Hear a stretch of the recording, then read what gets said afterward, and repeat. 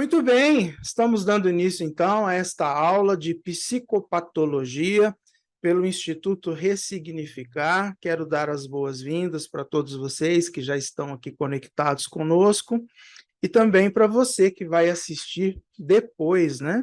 Esta aula que a gente está dando hoje. Lembrando que, além desta aula de hoje, amanhã e quarta-feira, nós também estaremos aqui continuando o assunto psicopatologia, ok?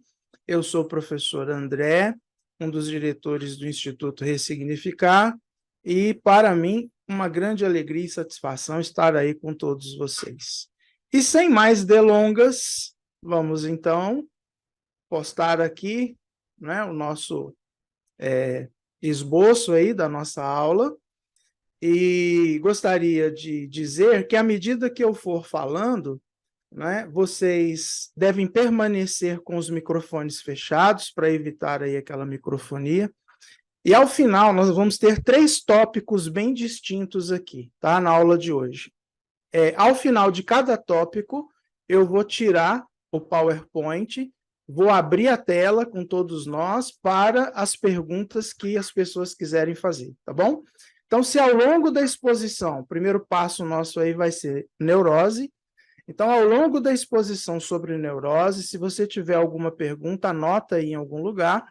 Terminando, daqui uns 20 minutos, 30 minutos, eu vou, então, abrir para que todos nós possamos participar de uma maneira mais direta, com perguntas aí e compartilhando também as informações que a gente tem, tá bom? Então, ok, antes da gente começar, inclusive, eu gostaria de fazer aqui, né, a título de informação, trazer aí a propaganda de alguns cursos que estão para iniciar. Existem algumas pessoas que começaram a fazer a psicanálise e, por algum motivo, pararam. Então, nesta semana que nós estamos, na quinta-feira, a gente vai começar aqui em Americana e também online, para os que não moram aqui, uma classe de formação em psicanálise para pessoas que estão aí no meio do curso, tá? Tem duração de 1 ano. A gente vai fazer uma análise do currículo e você continua conosco aí até o final do ano para a conclusão do seu curso. Então, caso você tenha começado o seu curso e queira voltar a estudar, está aí uma boa oportunidade para fazer isso com a gente, tá? Olha, no mês de fevereiro, nós vamos iniciar a especialização em psicanálise lacaniana com o professor José Walter Montever. Então, se você tem também o desejo de conhecer um pouco mais do Lacan, está aí uma boa oportunidade, certo? São 3 meses de curso. Nós vamos ter uma turma presencial e online, começando em Americana, desde o início do curso, 2 anos de formação, e vai começar no mês de março. Então, se você não é psicanalista, mas gostaria de aprender, de estudar, está aí, né, uma boa oportunidade para você também estudar com a gente. E, para facilidade aí de todos nós temos aí 5 polos de formação em psicanálise online. Então, de qualquer lugar do Brasil, você pode estudar conosco. E temos 2 polos presenciais. Os presenciais são aqui em Americana, São Paulo, e na cidade de São Carlos, São Paulo. E nós temos polos aí online em Santo André. Nosso amigo João Caputo está aí conosco, ele que coordena. Nós temos o polo de Brasília, professor Reginaldo também está aqui com a gente, ele que coordena. Temos um polo em Itapetininga, a Gislaine deve entrar daqui a pouco, porque está atendendo, ela também que coordena. E temos um polo em Jundiaí, onde a Edna que também vai coordenar, tá? Então, se você deseja estudar conosco, mora mais perto de um desses lugares aí, fica para você, né, a possibilidade de escolher qual polo você gostaria de estudar conosco a psicanálise, certo? Propaganda feita, vamos então para o nosso curso? Muito bem, nós estamos entrando aí num campo muito importante da psicanálise, que é a psicopatologia. Ou seja, são aqueles problemas, né, aqueles transtornos, aqueles distúrbios que acometem as pessoas dentro do processo da sua estrutura psicológica, emocional. Então, lembrando disso, né, existem várias definições para neurose, mas hoje, nesta aula que nós estamos tendo, essa neurose é aquela que se encontra dentro da psicopatologia. Portanto, nós estamos falando de transtornos, tá, neuróticos da personalidade. O Freud, quando começou a engendrar, né, os seus conceitos sobre a psicanálise, ele dividiu os transtornos emocionais em 3 categorias que ele chamou de psiconeuroses. A primeira são as neuroses atuais, a segunda, as neuroses transferenciais, e a terceira, as chamadas neuroses narcisistas. O que era, na visão de Freud, as neuroses atuais? As neuroses atuais eram aquelas que acometiam o sujeito já na vida adulta, né? Então, imagina a gente hoje aqui. Acontece um trauma, esse trauma traz aí um recalque ao inconsciente e nós vamos ter uma neurose atual porque ela está acontecendo num período presente da vida adulta. Normalmente, quando nós vamos em análise, né, trabalhar um sujeito neurótico, a gente sempre faz um retorno ao Édipo, porque a gente entende que os traumas que geraram neuroses no sujeito, eles vieram na sua infância. Tá? Então, as neuroses atuais seria, a princípio, aquilo que aconteceria já na vida adulta. Porém, depois de um tempo, o Freud muda o seu modo de pensar. E ele entende que as neuroses atuais, elas não são tão atuais assim, tá? Elas têm, de alguma forma, uma ligação com traumas que já aconteceram na infância do sujeito. Então, é que ele não tinha percebido. Mas os acontecimentos aflitivos na vida adulta, na verdade, são os gatilhos que vão levar para traumas que já aconteceram na infância. Então, o Freud, no princípio, começa com as neuroses atuais, depois ele abandona, entendendo que elas também estão ligadas àquele conceito de neurose, né, cujos traumas aconteceram mais na vida de infância do indivíduo. Bom, hoje em dia, né, nós vamos ter freudianos, né, mais atuais, os neofreudianos, os pós-freudianos, que estão trazendo de novo à tona a discussão sobre essa questão das neuroses atuais. Então, você vai ouvir muita coisa nisso aí. O Zimmermann, porém, nos coloca isso. Essa situação, né, do Freud, quando ele começou a estruturar essas categorias, ele viu primeiramente isso aí como neurose atual. O segundo grupo que o Freud colocou foram as neuroses transferenciais. Essas são as que realmente importam para nós na aplicação da psicanálise. Porque, para Freud, somente as neuroses transferenciais é que podem ser tratadas pela psicanálise. Tá? As neuroses atuais ele diz que não podem, e as que a gente vai ver daqui a pouco, as narcisistas, também não podem ser tratadas pela psicanálise, apenas as transferenciais. O que é a transferencial? É aquela neurose que pode ser trabalhada dentro do setting analítico, na presença de um terapeuta, porque o paciente vai ter transferência com ele, vai criar uma ligação terapêutica com ele, e nessa ligação terapêutica transfere os seus conteúdos emocionais, traumáticos, psicológicos para o seu analista. Essas neuroses são conhecidas como psiconeuroses de defesa. Por quê? Porque são as neuroses que o nosso mecanismo psicológico tenta defender o ego do sofrimento, das dores que ela provoca. Tá? Então, esse tipo de neurótico é aquele neurótico que está tendo vários sintomas e esses sintomas estão ligados à defesa do ego. O trauma machuca e os sintomas estão ali para, de alguma forma, evitar o sofrimento do ego. Quais são as neuroses transferenciais? A gente vai ver detalhadamente uma por uma. A primeira, ele diz que são as histerias, e, aliás, os primeiros casos que o Freud tratou estavam ligados a esse tipo aí de neurose, né? Principalmente as mulheres. O termo hísteros significa aquela que tem útero, né? Então, entendia-se naquela época que apenas as mulheres apresentavam as neuroses de histeria. Depois viu-se que não. As neuroses que são conhecidas como fobias, que são aquele medo de um objeto, né? Sempre algo que está para fora do sujeito, para além do sujeito, medo de barata, medo de altura, medo de lugares fechados, né? Então, todos esses medos, estas fobias que o indivíduo tem, são neuroses transferenciais, nós vamos ver daqui a pouco. E as obsessivas, que são a grande maioria. As obsessivas estão ligadas à mente do indivíduo, ao pensamento do indivíduo, que não se fecha, né? Mas fica num círculo vicioso. Pois bem, então, esse grupo de neuroses, as transferenciais, são aquelas que podem ser trabalhadas pela psicanálise no setting analítico. E Freud viu um terceiro grupo, que são as neuroses narcisistas.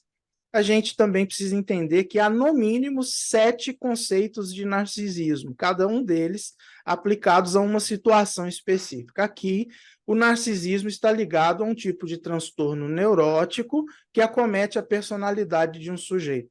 E são quadros que estão ali, né, flertando o tempo inteiro com a psicose, que é a fuga da realidade. Então, em função disso, né, Freud diz que isso também não pode ser trabalhado pela psicanálise. Então, a psicanálise não vai trabalhar os quadros ligados com psicose, que são as neuroses narcisistas, e não trabalhará as chamadas neuroses atuais, mesmo porque, na conclusão do seu pensamento, Freud viu, né, entendeu que as neuroses atuais estão ligadas, de alguma forma, a isso que a gente chama de neuroses transferenciais. Então, apenas as transferenciais é que são trabalhadas pela psicanálise, e a gente vai se dedicar agora um pouquinho a cada uma delas, tá? No passar aí do tempo, né, no decorrer do tempo, a gente vê que muitas outras ciências, a psiquiatria, né, e tantas outras, gente, vamos tentar manter aí os microfones fechados, tá bom?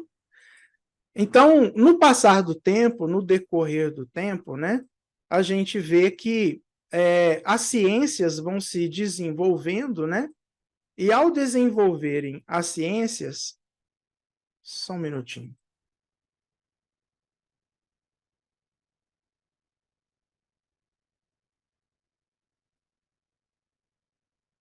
Ok.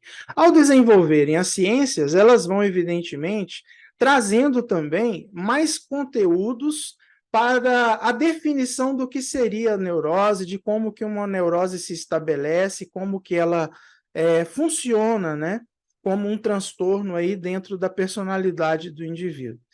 E por isso, né, o autor de quem nós estamos aí nos baseando, né, no seu livro, que é o David Zimmerman, o livro são Os Fundamentos Psicanalíticos, ele nos fala que é muito útil, a princípio, estabelecer uma distinção entre o que é sintoma, o que é caráter, o que é inibição e o que é o estereótipo, né? A estereotipia. Tudo isso são estruturas que, de alguma forma, contribuem para a formação das neuroses. Então, você que é psicanalista, olha, quando a gente fala que a neurose é um sintoma, a gente está se referindo a quê? A um sintoma que vem em função do recalque ao inconsciente de um trauma.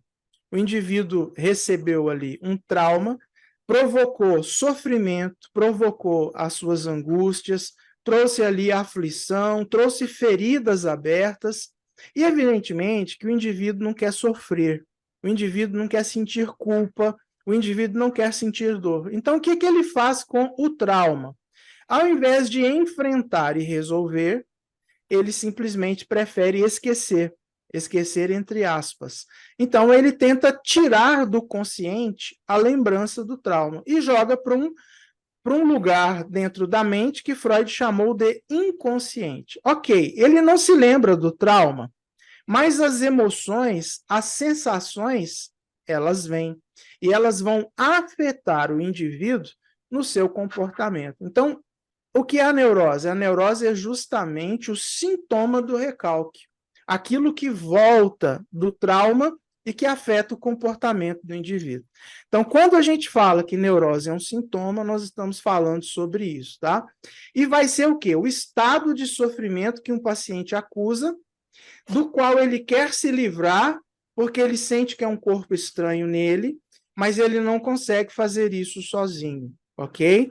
Então, são coisas que vão afetar o seu pensamento, são coisas que vão afetar o seu comportamento, são as compulsões que ele vai ter, é um quadro de ansiedade que vai se instaurar em função disso, às vezes é até uma depressão, né? Situações as mais adversas, um transtorno obsessivo-compulsivo, famoso TOC, tudo isso vai se estabelecer como sintomas do recalque. Ele quer se livrar, mas sozinho ele não consegue. Sente que tem algo ali que ele precisa tirar para que o sofrimento cesse. Então, ele procura a psicanálise. Então, isso é algo, né, que ajuda aí a entender a neurose. Uma segunda estrutura que trabalha também nessa formação neurótica é o que o Zimmermann chama de caráter. E o que é o caráter? Ele diz que é um estado organizado da mente e da conduta, o modo de ser do indivíduo, que pode ter um resultado harmônico e saudável, mas também pode produzir muito sofrimento, porque esse caráter, né, essa estrutura organizada, ela se cola ali, ela gruda no ego, né? O que a gente chama de egossintonia. O ego fica grudado no caráter. E aí o que acontece? Ele começa a racionalizar o seu comportamento. Então, por exemplo, né, um neurótico obsessivo é aquela pessoa que é perfeccionista. E no perfeccionismo, ela é cheia de regras. E estas regras têm que ser seguidas à risca, porque o neurótico obsessivo acredita que seguir as regras à risca com a maior precisão alivia o sofrimento. Então, enquanto ele está vivendo dentro das regras, ele se sente seguro, neuroticamente seguro. Mas quando uma regra quebra, ele vê ali o seu mundo sendo totalmente abalado e afetado, né? O que acontece? À medida que o tempo passa, né, todas estas regras elas vão se agravando e vão produzindo um quadro muito sério, uma malha que acaba deixando o indivíduo numa angústia tão grande que ele não consegue cumprir tudo aquilo. Então, ele vai sofrer bastante, mas o caráter dele, estas leis, estas regras, estão ligadas ao ego para proteger o ego do sofrimento, só que acaba gerando mais sofrimento ainda. É lógico que todos nós precisamos de regras, né? Mas quando a gente vive somente em função da regra, é um problema, né? Lembra aquelas pessoas que, por exemplo, lavam a mão o tempo inteiro? Há relatos de pacientes que chegam, por exemplo, para tratar com o psicanalista e as mãos estão feridas, de tanto que ele lava com produtos químicos para tirar ali, né, os micróbios. Na verdade, o problema não são os micróbios, mas aquilo que os micróbios simbolizam, né? E que poluem, e que adoecem, e que estão dentro dessa estrutura neurótica do indivíduo, ok? O Zimmermann vai falar também que uma outra estrutura que ajuda na formação da neurose é a inibição. E a inibição é um negócio interessante. Ela começa pequena, mas quando ela vai se transformando numa neurose, ela é aquilo que vai ficar grande. Então, você sabe de sujeitos inibidos, que são tímidos. Isso pode ser um sintoma preliminar, não é? Que vai fazer com que a pessoa tenha um traço de caráter evitativo. Então, ela não gosta de ambientes com muitas pessoas. Quando chega numa festa, ela busca um canto, ela não quer ser vista, notada, ela não quer ficar conversando muito, é inibida. Com o tempo, né, essa timidez aceitável, muitas vezes, passa a ser uma fobia social. E se ela é fobia, ela é medo de gente, medo da relação. Então, a pessoa pode se trancar dentro de casa, por exemplo, e não sair mais. Então, isso pode ser também uma estrutura que ajuda na formação de uma neurose. E, finalmente, o estereótipo, né? O que é o estereótipo? São aquelas atitudes que parecem normais, que o sujeito executa no seu dia a dia, mas, na verdade, quando ele começa a trabalhar isso no setting analítico, percebe-se que ele está desempenhando um papel na vida. 7h30, já começou. Gente, alguém está com o microfone aberto? Acho que é Conceição. Isso. Então, o que acontece? Dentro da família, dentro da sociedade, ele está agindo, né, como uma pessoa que desempenha aquele papel, mas aquele papel não é dele. Aquele papel é um papel que foi designado para ele. Então, por exemplo, aquela situação em que o pai queria ser engenheiro, não conseguiu ser engenheiro, mas o grande sonho dele é ter um filho engenheiro. E aí ele faz de tudo, desde pequeno, para o menino gostar de brincadeiras e coisas de construção, de engenharia. E ele faz de tudo para o menino ir para uma faculdade de engenharia, e o menino se torna engenheiro, começa a trabalhar naquilo, porque, para agradar o pai, ele assumiu um papel que não é dele, ele queria ser outra coisa. Mas ele, então, né, por amor ao pai, ele acaba aceitando esse papel que lhe é atribuído. Com o tempo, ele entra em crise, porque ele percebe que desempenhou o que a gente chama de falso self, né? Ele está vivendo uma vida que não é a vida dele, é a vida do pai. Uma outra maneira muito comum que a gente vê, por exemplo, a mãe não é precisa trabalhar fora.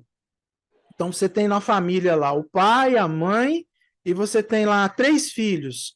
Aí, a filha mais velha, ela acaba assumindo o papel de mãe e dona de casa, e de esposa.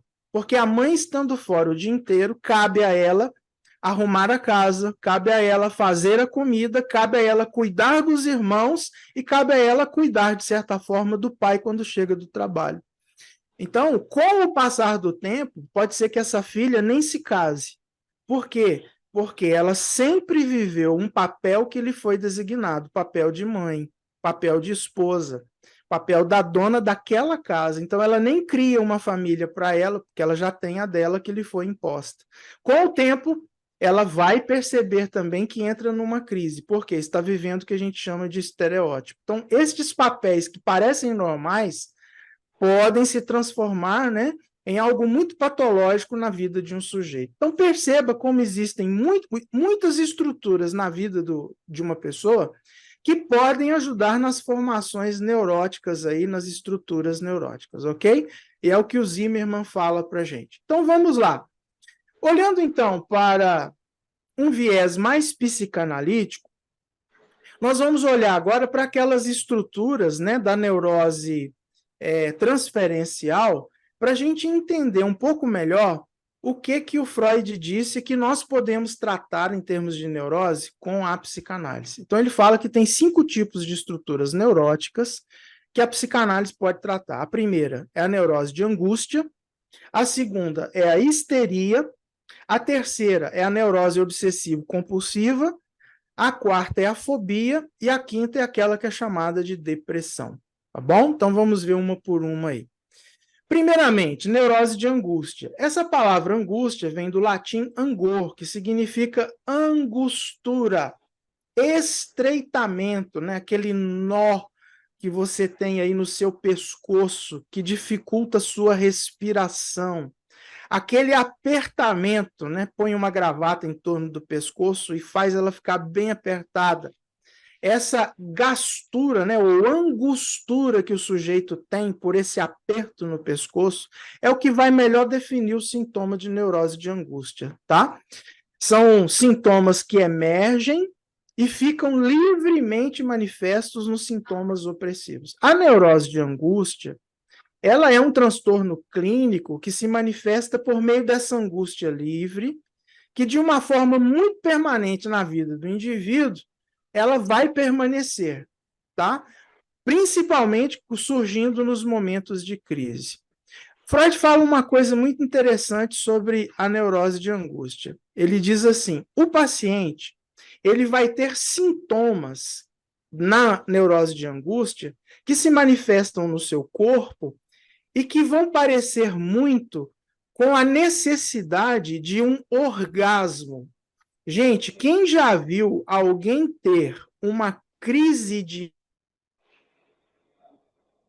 angústia vai entender isso quando a gente fala agora dos sintomas. É igualzinho quando uma pessoa está tendo ali, né, o seu orgasmo. Olha só. Taquicardia, dispneia suspirosa, ou seja, você vai respirar de forma acelerada e dando suspiros, né? A sensação de uma bola no peito, ok? Uma situação, né, de um medo que pode vir e te conduzir, inclusive, à morte. Mas tudo isso mostrando ali no que Freud chama, né, de pulsão de vida e pulsão de morte, né? O orgasmo está marcando justamente um momento em que a pulsão da vida está se encerrando e o orgasmo ele vai terminar com um grande relaxamento, que é o chamado pulsão de morte, né? Então, é justamente isso que marca aí a crise da angústia. A neurose da angústia, ela tem exatamente os mesmos sintomas. O que é isso? Para Freud, ela é o oposto do que se chama neurastenia. O neurastênico é aquela pessoa que tem um excesso de energia sexual dentro de si. Então, ele é extremamente nervoso, extremamente irritadiço, né? É uma pessoa que tem vida sexual ativa demais. Ele precisa ter muitos orgasmos, muitos estímulos na área sexual. Enquanto que o que sofre da neurose de angústia é o extremo oposto. É aquele que não se relaciona sexualmente, não tem vida sexual, não tem orgasmos. Então, quando vem a angústia e as crises, são exatamente esses sintomas daquilo que falta que se manifestam. Então, ele diz lá, o Zimmermann, que é a repressão que se processa como uma forma de defesa contra a ameaça de irrupção da angústia, mais especificamente a angústia da castração. Olha aí quando que a origem se marca, né, nesse tipo de neurose. É quando o pai, por volta dos 4 anos até os 5 anos, está ali no complexo de Édipo, produzindo a castração no filho ou na filha, ok? Então, o que a gente vê ali? A angústia da castração é o psicotrauma que pode, né, resultar nesse tipo de neurose de angústia, ok? Na maioria das vezes, tais sintomas indicam que está havendo uma falha no mecanismo de repressão diante de um traumático excesso de estímulos, tanto externos quanto internos. Pode ser dos pensamentos do próprio sujeito, ou o sujeito que, por exemplo, está sendo estimulado externamente o tempo inteiro por questão sexual. Nos quadros clínicos, né, muitas vezes, essa coisa aí, ela pode ser chamada de doença do pânico, né? Ou a síndrome do pânico. Então, pelo DSM, o nome que se é dado muitas vezes na psiquiatria é a síndrome do pânico, ok? Como é que se trata isso? Pela psiquiatria, e nós na psicanálise entendemos que em muitos casos isso precisa acontecer, é o tratamento medicamentoso, tá? Que vai segurar a angústia, vai segurar aí todo esse medo potencial da castração e vai dar ao paciente uma estabilização emocional para que então ele possa trabalhar na psicanálise os traumas que ele teve no complexo de Édipo, principalmente no mecanismo da castração, ok? A segunda neurose é a fobia. O que é a fobia? A fobia, ela é uma combinação de pulsões, fantasias, angústias, defesas do ego, identificações patógenas, e isso pode determinar na personalidade do sujeito uma estruturação de natureza fóbica. Então, traduzindo em miúdos, Tânia com o microfone aberto, vamos fechar, gente? Então, traduzindo em miúdos, né? Como que uma fobia vai se estabelecer? De várias formas ela pode chegar, mas vamos lembrar que a fobia ela está sempre associada a um objeto que aponta algo para fora do sujeito. É sempre fobia de alguma coisa. Fobia de um cachorro, de um gato, fobia de altura, fobia de lugar fechado. Tá? Ela sempre tem medo de alguma coisa que está para fora de si, mas que simbolicamente representa alguma coisa traumática dentro do indivíduo. Então, quando se fala que tem medo de barata ou fobia de barata, não é da barata que se tem medo, mas daquilo que ela significa para o sujeito. Quando se fala que o indivíduo tem medo da altura, não é a altura em si, mas aquilo que a altura representa, não é? Com seu conteúdo simbólico, fazendo o indivíduo se lembrar do trauma. Então, houve um trauma ali que gerou no indivíduo esse medo, essa fobia. E aí ele tem uma vida evitativa, para não se encontrar com aquilo que é o objeto do seu medo. E isso é o que tira dele a liberdade, tá bom? Então, é sempre bom lembrar que, diante de tantas possibilidades, não vai existir uma explicação unitária para a formação das fobias, mas uma pluralidade causal, ou seja, muitas causas podem ajudar na formação de uma fobia. Então, o Zimmermann enumera algumas aqui que eu trouxe para nós. Primeiro, além da angústia de castração, também está sempre presente em qualquer fobia alguma forma de ansiedade de aniquilamento e, sobretudo, de desamparo. O que isso significa? Por exemplo, a ansiedade de desamparo. Primeira vez que a gente tem essa sensação de desamparo, segundo os estudos de Freud, Spitz e Bowlby, é por volta ali dos 6 a 8 meses de vida do bebê. Porque até esse período, os pais estão encantados com a criança. Freud chama o bebê de Sua Majestade o bebê, né? Basta ele dar um resmungo pequeno, um pequeno choro, e todo mundo corre para resolver todas as demandas. Se é fome, dá o colo, dá o seio, ele amamenta, né? Se é uma fralda suja, ela é trocada, e ali o bebê está sempre amparado, sempre acolhido. Mas o que acontece depois de alguns meses? O desencanto, né? Por exemplo, pode ser que a mãe, que agora está perdendo as noites de sono, e o pai também, porque o bebê trocou a noite pelo dia, né? Estão cansados, estão exaustos. Aí o pai sai para trabalhar, a mãe está sozinha em casa, ela está na cozinha fazendo o almoço, o bebê acorda e chora.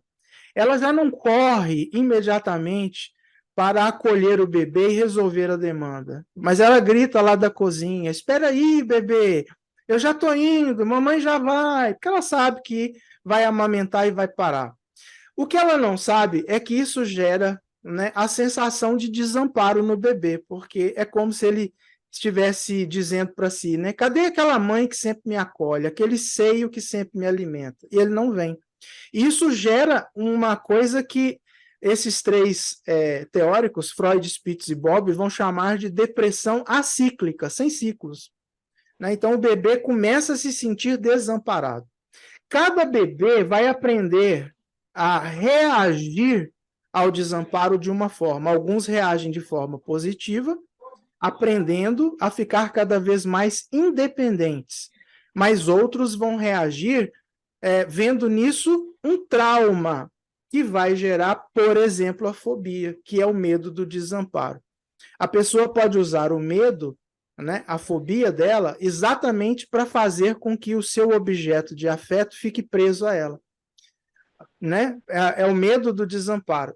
Medo do aniquilamento, quando a pessoa tem medo de morrer. Se ela tem medo de morrer, ela transfere simbolicamente, ok? Esta sensação para o objeto. E aí ela tem fobia daquilo, porque aquilo simboliza o aniquilamento. Então, encontrar-se com uma barata é um risco de morte. Encontrar-se com um cachorro é um risco de morte. Subir num lugar alto é um problema. Então, a sensação, essa ansiedade que brota aí, é a ansiedade fóbica. Então, evita-se o símbolo, né? O objeto, e assim você tenta, de alguma forma, não sofrer a fobia. Transfere-se o medo para outra coisa. O Zimmermann diz que uma fobia pode também vir de uma outra forma. Uma permanente simbolização e deslocamento da ansiedade que se constitui como uma cadeia de significantes. A ansiedade é uma coisa que a gente tem como mecanismo de defesa, a gente precisa dela, principalmente da ansiedade fisiológica, porque a ansiedade nos prepara para o enfrentamento ou para a fuga toda vez que a gente se depara com algo que põe a nossa vida em risco. Tá? Então, bate ali uma ansiedade que ela, na verdade, é um preparo para o risco que vai surgir. Então, a primeira vez que a gente sente ansiedade é quando a gente nasce, né? A gente saiu de um lugar todo confortável, todo quentinho, onde todas as coisas eram supridas no tempo certo, na quantidade correta, e de repente a gente vem para esse mundo, né? E o primeiro gesto de carinho, muitas vezes, é um tapa no bumbum para a gente chorar e fazer os pulmões funcionarem, né? Então, tudo isso gera uma certa ansiedade, que é a fisiológica, é aquela que nos prepara para o enfrentamento, para a manutenção da vida. Porém, quando ela se transforma em algo fóbico, então nós já temos aí não uma ansiedade fisiológica, mas aquela que é patológica. E esse quadro de ansiedade pode fazer surgir as fobias, que são aquelas coisas que a gente teme porque despertarão em nós a ansiedade. Eu tenho medo de falar em público. Por que eu tenho medo de falar em público? Quando se faz a análise, a gente entende. Ah, porque quando eu era criança, uma professora me fez uma pergunta, eu não soube responder, então ela zombou de mim na frente da classe, colocou uma orelha de burro de papel na minha cabeça e me deixou de castigo atrás da porta. E todo mundo fez bullying comigo. Naquela época era permitida, né, esse tipo de coisa na educação. E hoje eu tenho uma fobia de falar em público, uma fobia de relacionar ou de estar em lugares cheios de gente, né? E por quê? Está aí a simbolização e o deslocamento da minha ansiedade. Uma terceira coisa que o Zimmermann fala aí, pode gerar em nós a fobia. Sempre que a gente constatar que no passado houve uma intensa relação simbiótica com a mãe, com evidente prejuízo na resolução das etapas da fase evolutiva de separação e individuação.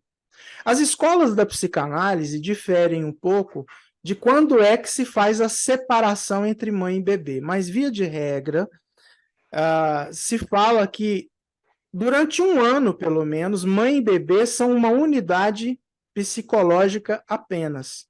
O Freud chega a dizer o seguinte: o bebê não nasce com ego, ele nasce sem o ego, ele só nasce com o id. E alguém pergunta, então como é que ele vive se ele não tem ego? Porque ele vive com o ego da mãe emprestado, ele é uma unidade psicológica ali. Quando é que isso separa? Principalmente no complexo de Édipo com a castração. O pai interfere, né? E é como se ele separasse o filho e a mãe. Ele vai dizer para o menino, ó, você não pode mais viver só agarrado na sua mãe, você tem que sair para outras relações.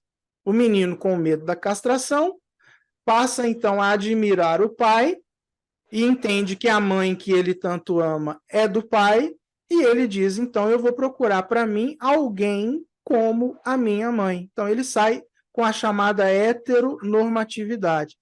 Isso é o que se espera do indivíduo, né?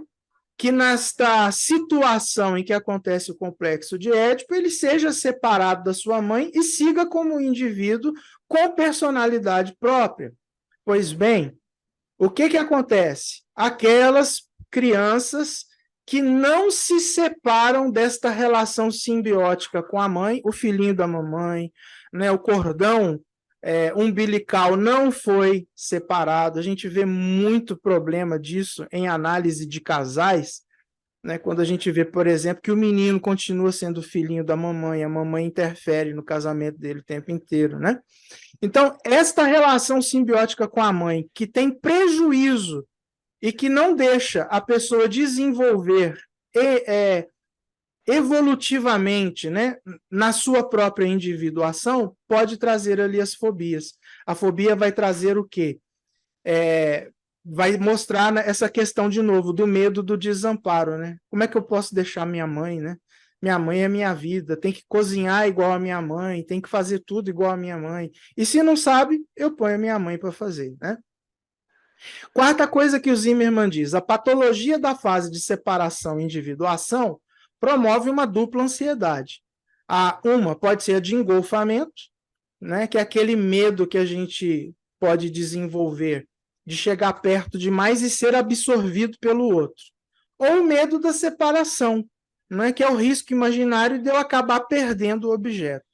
Então, tanto sendo engolido pelo objeto, quando sendo separado dele a ponto de perdê-lo, isso pode gerar esta patologia, tudo também aí no complexo de Édipo e na castração, né? Os dois medos, né, que são aí, estão em extremos opostos e que pode gerar aí um espaço para o desenvolvimento da fobia.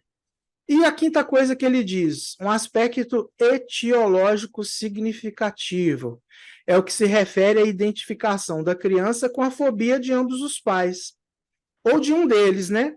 Bastante mais frequentemente com a mãe, sendo comum que atribuam à criança, um futuro adulto, o papel de proteger a fobia de solidão dos pais. Eu conheci, por exemplo, um homem com cerca de 50 anos que ele tem a mesma fobia da mãe, fobia de barata. Ele nunca teve nenhum trauma com barata, mas a mãe teve. E a mãe, enquanto estava unida simbioticamente com o filho, transfere a sua fobia para ele. Então, você sempre terá na família alguém que carrega uma fobia, né, que se torna a fobia daquela família. É comum a gente ver isso mesmo, né? Em algumas famílias, várias pessoas tendo a mesma fobia. E essa fobia se torna ali uma coisa quase que propriedade da família, né? Ah, todo mundo aqui em casa tem medo de tal coisa, tem fobia de tal coisa, tá? Tudo isso é o quê? Né? É o papel de proteger essa fobia de solidão dos pais. Enquanto, por exemplo, minha mãe morreu, mas eu mantenho a minha mãe viva dentro de mim por causa da fobia dela que eu guardo comigo. Né? Isso é o que gera a neurose fóbica aí dentro desse aspecto etiológico. Então, o que, que a gente vê? Basicamente, o que define uma condição da fobia é o uso por parte do paciente de uma técnica de evitação de todas as situações que pareçam perigosas. Então, o que, que é isso? Já que a fobia simboliza um trauma, a fobia simboliza um medo de perder, um medo de desamparo ou um medo de aniquilamento, então o que, que eu faço? Eu transfiro para a fobia todo esse grau de ansiedade e evito me encontrar com o objeto da minha fobia. Por isso que a gente falou, né? Não é a barata, mas aquilo que a barata significa. Não é o cachorro, mas é aquilo que o cachorro significa. Então, esse aí, né, essa seria a principal condição da fobia, né? Ela é usada para proteção do ego, ok? Sim, isso aqui é importante. Ó, na situação analítica, né, o psicanalista percebe que o paciente fóbico, muitas vezes, ele vai manter uma certa distância afetiva com o terapeuta. Por quê? Porque ele tem medo de ser absorvido pelo terapeuta e, ao mesmo tempo, tem medo de perder, né, a sua fobia, que talvez ela seja exatamente aquilo que faça ele sentir a presença da mãe ou do pai ou de ambos na sua vida. Então, por não querer perder a fobia, ele se mantém distante do seu analista, tá? E aí pode ser um caso em que a gente precisa ter bastante paciência e perseverança com esse paciente, até que ele entenda que o comportamento fóbico, a neurose fóbica, está gerando sofrimento para ele. Muito bem, e por fim, a neurose obsessiva compulsiva. Gente, tem alguém com o microfone aberto, acho que é a Gislaine. Neurose obsessiva compulsiva, né? O que é isso? No DSM, que é aquele livro, né, que faz o diagnóstico das doenças mentais, a neurose obsessiva compulsiva, ela é diagnosticada pelo psiquiatra como TOC, o transtorno obsessivo compulsivo, ok? O que é isso? O que é um sintoma obsessivo? Um sintoma obsessivo é aquela dúvida ruminativa, aquela coisa no pensamento que não para nunca, né? Então, a marca de um neurótico obsessivo é a indecisão, tá? É a insegurança, é aquele pensamento sobre uma determinada coisa que não se fecha nunca, não se resolve nunca. Quando você tem que tomar uma decisão entre duas coisas, você que é neurótico obsessivo, pode ser que você tenha uma grande dificuldade de decidir. E por não decidir, o pensamento fica recorrente naquele problema. Mais do que isso, se você tomar uma decisão hoje, daí a pouco você vai ficar com a neurose obsessiva recorrente. Por quê? Não por causa do que você escolheu na decisão, mas por causa daquilo que você deixou. Então, eu tenho um caso muito interessante de um neurótico obsessivo, que ele trabalha num banco, numa instituição financeira, e a mulher dele trabalha numa outra. E essa instituição financeira onde ele trabalha tem lá uma certa ligação com a instituição financeira da esposa. Cada um trabalhando no seu lugar, está tudo muito bem. De repente, um amigo que trabalha numa terceira instituição convida ele para entrar lá, mudar de emprego. E aí, ele vai ficar agora com um pensamento obsessivo, que é o seguinte: se eu permanecer aqui onde eu estou, a minha esposa não tem problema. Por quê?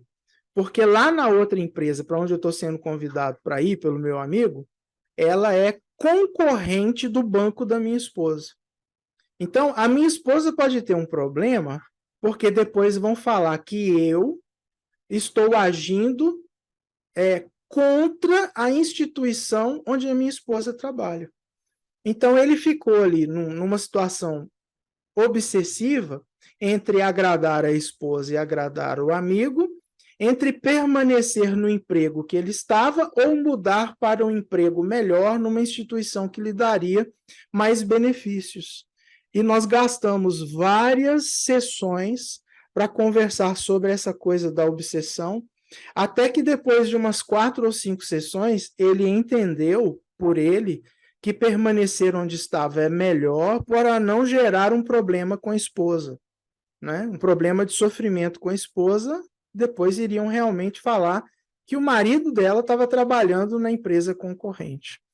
E aí ele tomou essa decisão. Na sessão seguinte, ele vem novamente com o problema da neurose obsessiva. Por quê? Ele estava com o cabelo todo desfigurado ali, né, despenteado, e num aspecto de intenso sofrimento e angústia, porque ele dizia assim: agora o meu amigo não vai querer mais ser meu amigo. Então veja que o neurótico obsessivo sofre porque ele não consegue resolver tomar uma decisão. Não é qualquer decisão, mas é uma decisão daquilo que está ligado ao trauma dele, tá bom? Então, no caso desse aí, era a ruptura das relações, que estava ligado a uma dificuldade que ele teve de libertar-se daquela unidade psicológica, né, psíquica com a mãe. Ele é ligado com a mãe até hoje, por isso que ele é neurótico obsessivo. Como não houve uma castração que desse para ele uma decisão, então, a minha mãe é do meu pai, eu vou então querer ser como meu pai e achar para mim uma mulher como a minha mãe. Ao invés disso, ele continuou ligado com a mãe, tá? E aí o que acontece? Toda vez por transferência e deslocamento que ele tem que tomar uma decisão, o Édipo interfere, deixando ele obsessivo porque ele não consegue decidir, separar, ele não consegue produzir a castração. E outras decisões que teve foram iguais, né? Aquela mulher que vai no shopping comprar um sapato, e aí ela tem um sapato preto e tem um sapato marrom. São iguais, mas de cores diferentes. E ela pergunta, né? Qual que você acha? Aí você fala, leva o preto. Ela fala, ele é bonito mesmo, tá mais brilhante. Porém, esse daqui, ele vai combinar com a minha outra roupa. Aí você fala, então leva o outro. Ele combina mais com a minha roupa, mas por outro lado, esse outro aqui, ele fica com essa e essa qualidade. E ela não vai conseguir decidir. Não tem dinheiro para comprar os dois, né? A dificuldade está na decisão. Então, o que é um sintoma obsessivo? De um pensamento que rumina, de um pensamento cavilatório, tá? E ela tem toda essa dificuldade. Como é que ela vai defender o ego desta indecisão? por meio de um desenvolvimento do que se chama controle onipotente, obstinação, ritual, cerimônia, atos compulsivos. O que ela vai fazer? Ela vai desenvolver regras, e ela vai então viver pelas regras, porque as regras são evitativas. Sabe aquela pessoa, né, que não suporta nada fora do lugar? Isso é uma neurose obsessiva. Sabe aquela pessoa que não coloca nada no lugar? Isso é uma neurose obsessiva. Sabe aquela pessoa que o tempo inteiro está incomodada com a limpeza? Isso é uma neurose obsessiva. Sabe aquela pessoa, não é, que, por exemplo, arrumou toda a casa e aí ela pôde ir dormir. Chegou uma pessoa mais tarde da noite e ela já deitada na cama para dormir, começa a ouvir e acompanhar com a audição. Vê que a pessoa vai lá na cozinha, que a pessoa prepara a comida, que a pessoa vai para a sala, que lá na sala a pessoa come, assiste um pouco de televisão, depois a pessoa vai, coloca as louças sujas em cima da pia e vai dormir. Essa pessoa neurótica obsessiva vai se levantar, vai na cozinha, arrumar a cozinha, lavar a louça, vai na sala, arrumar a sala e só então ela consegue dormir. Estas regras que tiram a liberdade do indivíduo são neuroses obsessivas e compulsivas, porque estão ligadas às atitudes, né? Então a gente vê que os sintomas obsessivos vão gerar a compulsão. O que é a compulsão? São os atos. Então, o obsessivo está ligado a um pensamento ruminante e o compulsivo está ligado à ação. E muitas vezes essa ação é para se ter controle onipotente ou para se ter também, né, o prazer de alívio de toda uma ansiedade e tensão que vem da obsessão. Então, resumidamente, os fatores etiológicos mais marcantes nessa neurose consistem na existência de pais obsessivos que impuseram um superego por demais rígido e punitivo. Você sabe o que é isso, né? O superego é o caráter, são as leis, as regras, os princípios, são a ética, a moralidade. Pais extremamente obsessivos vão criar filhos obsessivos, porque as leis e as regras vão gerar nele isso que o DSM chama de TOC, né? Um transtorno obsessivo compulsivo. As regras estarão ali e o grande terror na vida de um neurótico é quando ele está vivendo com outras pessoas. Por exemplo, uma mulher neurótica, ela quer impor a neurose dela para o marido e para os filhos. Todo mundo tem que viver pelas suas regras. Se ela tem marido neurótico, todo mundo tem que viver pelas regras obsessivas do pai. E se os filhos saem neuróticos, você vai ver uma confusão dentro de casa, porque todo mundo tem uma regra específica pela qual se deve viver. Outra coisa aí que ajuda a gerar neurose obsessiva compulsiva, uma exagerada carga de agressão que o ego não conseguiu processar. E, igualmente, uma falha da capacidade do ego na função de síntese e discriminação das permanentes contradições que atormentam o obsessivo. Por exemplo, filhos que na infância vão fazer o dever de escola ou estudar para uma prova junto com um dos pais, ou o pai ou a mãe. Vamos colocar a mãe aí. E a mãe, né, coloca os livros e junto dos livros coloca o chinelo. Porque se o menino não aprender e não decorar aquilo que está ali, para tirar uma boa prova, ele vai apanhar. Ó, exagerada carga de agressão que o ego não vai conseguir processar. Ele vai ligar a ansiedade durante o tempo dos seus estudos. Se isso acontece de forma recorrente todo dia, vai chegar um momento em que ele liga a ansiedade e não desliga mais. E ele vai se tornar um neurótico obsessivo por causa desta exagerada carga de agressão. Aquelas falas, você tem que ser o aluno mais adiantado, você tem que tirar 10 em tudo, você tem que ser o melhor profissional, você tem que ser o melhor médico do hospital, você tem que ser, ou você nunca será, né? Também esse extremo oposto é carga de agressão que o ego não vai conseguir processar, tá bom?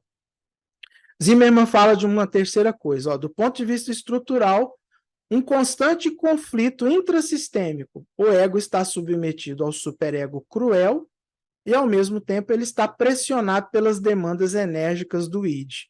Pensa que dificuldade viver dessa forma, né? Você tem um superego que te nega tudo e um id que está pedindo as demandas do prazer a todo custo, de forma inconsequente. Você vai vivendo um conflito dentro desse sistema, né? Querendo, mas não pode. Por quê? Você tem medo das regras que foram impostas. Querendo, mas você não pode satisfazer as pulsões do id, né? Então, você vai ter um problema aí, e isso vai gerar, né? Qual que você vai resolver? A pulsão de prazer do id, ou você vai seguir a regra do superego? É exatamente essa dificuldade que gera indecisão e que produz a neurose obsessiva.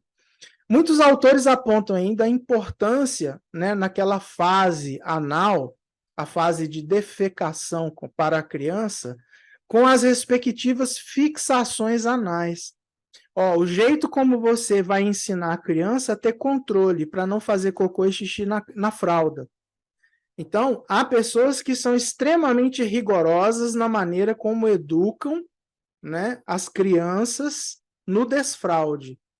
Então, eu lembro de uma situação em que se dizia, era uma família que ia muito religiosa, ia muito na igreja, aí no domingo sempre dizia para as crianças assim, vão agora no banheiro e vão beber água, porque depois que a gente chegar lá, se alguém sair para ir no banheiro ou sair para beber água, quando chegar em casa, apanha.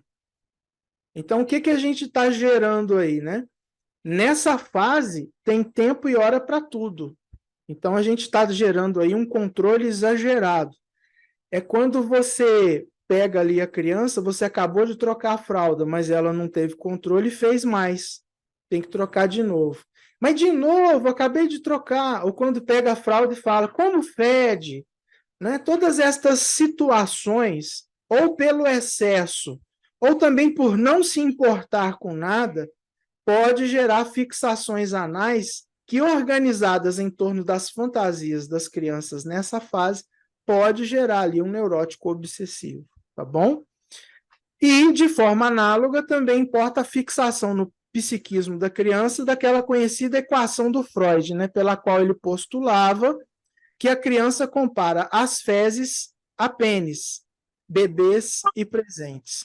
Então, no entanto, ninguém contesta que a educação do esfíncter da criança, quando feita de forma adequada pela mãe, representa um importante fator de estruturação do psiquismo, que dá ao indivíduo controle.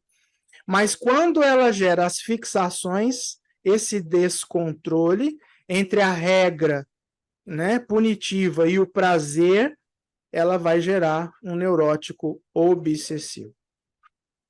Ok, nós temos aqui várias situações, né, de mecanismos de defesa do ego que vão ser muito recorrentes nos neuróticos obsessivos compulsivos. Lembre-se que ele é o que mais cria resistência na análise, você aí que é terapeuta, ok? O neurótico obsessivo é aquela pessoa assim, ixi, amanhã eu vou ter que ir lá no João Caputo fazer a minha análise. E aí ele pensa assim, o que, que eu vou falar na minha análise para o João?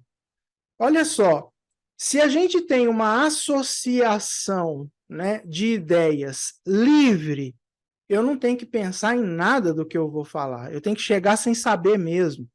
E ali, no decorrer da análise, eu simplesmente começo a falar e, de alguma forma, com a ajuda do meu analista, eu chego no meu trauma, que é o que precisa ser mexido. Acontece que o obsessivo não quer trazer sofrimento ao ego. Então, ele não quer mexer no trauma. Quando ele fala consigo mesmo, o que, que eu vou falar na análise, ele quer escolher assuntos que não estão ligados ao trauma. Então, ele é o que mais tem resistência. Às vezes, a análise, a sessão, ela vai ser muito alegre, ela vai ser cheia de história, cheia de coisas que o neurótico obsessivo está falando, mas nada que liga ao trauma. Né? Então, o que é isso? Esta é a fala do ego, ou a psicologia do ego. Lá nos Estados Unidos, depois do pós-guerra, se desenvolveu uma das 7 escolas da psicanálise chamada psicologia do ego, que tentou tornar a psicanálise mais comercial. Então, ela desenvolveu essa fala do ego. E depois surgiu uma escola na França com Lacan, aonde ele disse, não é fala do ego, não, a gente tem que fazer um retorno a Freud. Por que retorno a Freud? Porque o que Freud disse que a nossa fala não é do ego, é do inconsciente. Então, não é aquilo que está sendo dito que o analista vai prestar atenção, ele presta atenção naquilo que não se diz. Ele presta atenção naquilo que está escondido, naquilo que está entredito, naquilo que vem de forma simbolizada. Né? A fala do ego protege o ego, então ela não mexe no trauma. A fala do inconsciente traz a dor, o sofrimento, e vai trazer o insight, a elaboração e a ressignificação. Tá? Então, ao contrário do que muita gente pensa, o neurótico obsessivo é o que mais vai ter formação reativa, tá bom? E mecanismos de defesa na sua análise. E aí, nós estamos chegando aqui no segundo ponto da nossa aula, que é a histeria. Mas antes de falar da histeria, estou abrindo aí para perguntas sobre neurose. Alguém tem alguma pergunta sobre neurose? Quer falar alguma coisa sobre neurose? Para os que chegaram depois, muito boa noite, né? Estou vendo que aumentou bastante o número de gente aí. Perguntas sobre neurose? Vamos lá, gente. Enriqueçam a aula. Professor, Sim, Gislaine. o neurótico obsessivo é sempre uma pessoa indecisa. Então, toda Sim. pessoa que por exemplo, tem dificuldade de decidir, seja um sapato ou uma roupa, ela precisa sempre do outro para validar a sua decisão. Ela é efetivamente um neurótico obsessivo? É. Agora, vamos entender o seguinte, né? Todo neurótico obsessivo é indeciso, porém, não é uma indecisão comum a todos, tá? Às vezes eu sou indeciso em determinada área, enquanto outros serão indecisos em outras áreas, tá? Então é diferente. Que áreas são essas? As áreas que estão ligadas aos traumas, né, que eu tive na minha criação, na minha infância. Tá? Então, muita gente, por exemplo, vai ser indecisa em relação às questões onde vai comer, ou o que vai comer, outros o que vai comprar, outros na situação de sexo mesmo. E você tem aí situações completamente diferentes. Por isso que os neuróticos obsessivos não são iguais. Você tem um neurótico obsessivo cujas regras estão ligadas à limpeza. Você tem neuróticos obsessivos cujas regras estão ligadas ao relacionamento com as pessoas. Você tem neuróticos obsessivos cujas regras estão ligadas à questão da doença, o medo, né? Das doenças e tudo. Vai se tornar talvez até um hipocondríaco mais para frente. E assim vai, né? Cada neurótico ele vai ser neurótico à sua maneira. Então, as indecisões também serão em áreas específicas ligadas aos traumas que teve, tá? Aos problemas que teve na castração e ali no seu complexo de Édipo. Eu já vi. E sempre vai ter alguém, sim, costuma o neurótico obsessivo se ligar em relacionamentos com pessoas que vão ajudá-lo, né? Nesta neurose. Tem sim. Isso. O narcisista, por exemplo, né? Pronto. Né, que você tem ali um tipo de neurose muito específica, aonde ele precisa ter sempre alguém que ele rebaixa, mas por quem ele se mede, né? Então, ali nessa relação, ele vai se sentir sempre seguro. Por que sempre seguro? Ele sempre tem holofote virado para ele e ele sempre estará superior àquele que está ali com ele. Então, é uma forma simbiótica. Cláudia Souza. Boa noite. Tudo bem? Tudo bem. Ô, professor, no caso, assim, no meu caso, por exemplo, que eu estava fazendo o curso, mas eu não me sentia segura para atender ninguém. Eu ficava sempre insegura. Percebe, ó? Você fez o quê?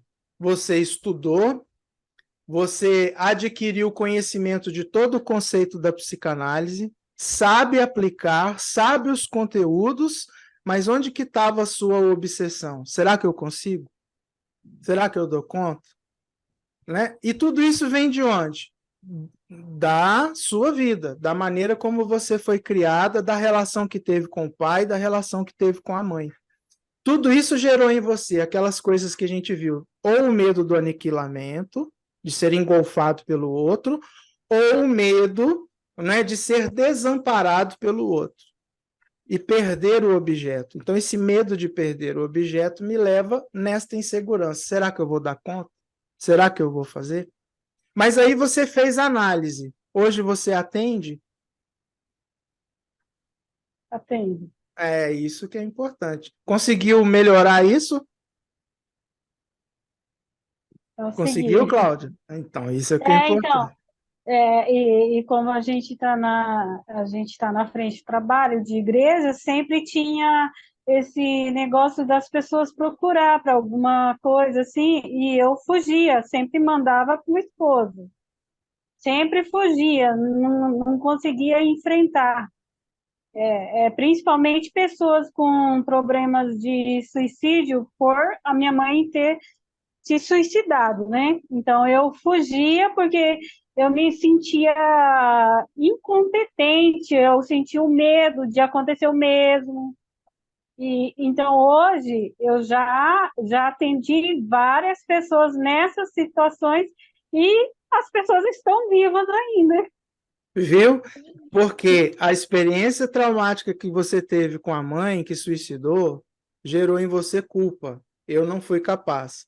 Agora vem a mim uma pessoa com problema, eu serei capaz de socorrer, já que eu não fui capaz de fazer isso lá atrás. Aí na análise você percebe o quê? Não, aquilo não foi minha culpa. E agora você atende o paciente e percebe o quê? Ó, melhorou, eu sou capaz sim. E vai se livrando pouco a pouco da obsessão. Ok? Valeu, Ok. Cláudio. Isabela, com a mão levantada também. Boa noite, professor. Boa Eu fiquei noite. aqui pensando que você comentou na neurose obsessiva o pensamento recorrente, né? E como a colega havia perguntado ali antes sobre relacionamentos com narcisista, que isso acaba surgindo, eu tenho uma analisanda que ela tem. Aí é que está, é isso que eu queria saber se isso é um pensamento recorrente, porque o marido traiu. E ela diz que não consegue tirar da cabeça que o marido traiu, que ela imagina como ele fez o que ele deixou de fazer. Isso é pensamento recorrente ou isso é um pensamento intrusivo? Eu realmente gostaria de entender melhor isso.